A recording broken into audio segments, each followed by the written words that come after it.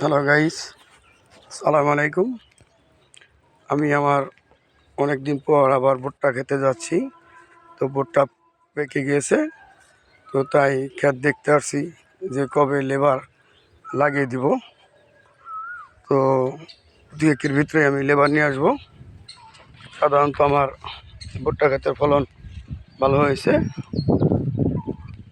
আজকালের ভিতরে হয়তো লেবার লাগিয়ে দেবো আমি। তার মধ্যে আপনাদের আমি যাচ্ছি খেতে, ওইভাবে প্রকৃতির সৌন্দর্য একটা ভিডিও তুলে ধরলাম। এই হলো আমার ঘাস ক্ষেত, গবাদি পশু গরু ছাগলে ঘাস খায়, সে হলো আমার ঘাস ক্ষেত।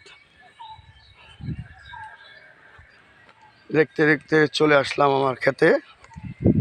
তো আমার ভুট্টা ফলন ভালোই হয়েছে, তো পেকে গেছে।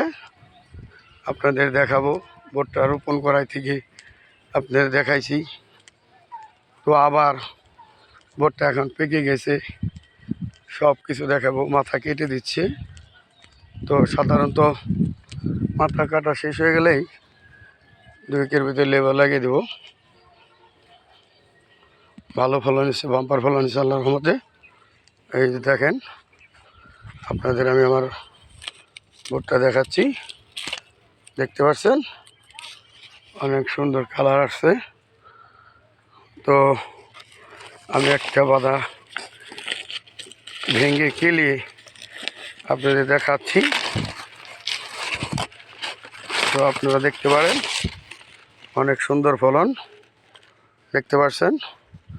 আমি বাদাটা ভাঙলাম, আল্লাহর রহমতে সব প্রতিটাই বাদা অনেক ভালো হয়েছে।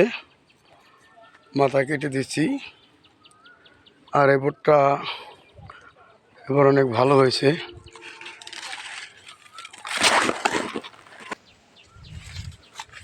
মাথা কাটে দেওয়া হচ্ছে। এই হলো আমাদের ক্ষেতের মাথা কাটা হচ্ছে।